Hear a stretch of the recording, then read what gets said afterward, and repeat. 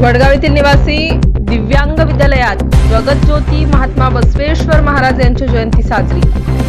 श्रीमती नरसाबाई माता निवासी दिव्यांग विद्यालय वडगाव तालुका मुखेड जिल्हा नांदेड सदरील विद्यालयात जगज्योती महात्मा बसवेश्वर महाराज यांची 915वी जयंती साजरी करण्यात आली।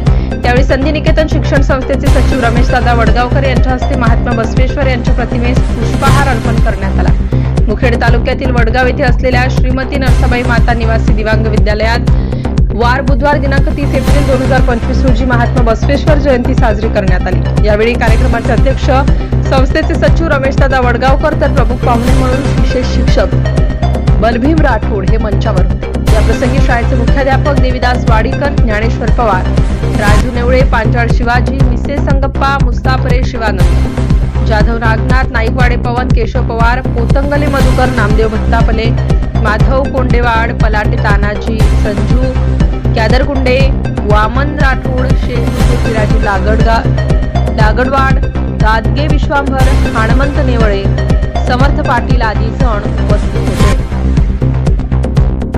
नवनवीन घडामोडी जाणून घेण्यासाठी नवराष्ट्र माझा या आपल्या YouTube चॅनलला लाईक, शेअर व सबस्क्राईब करा। धन्यवाद।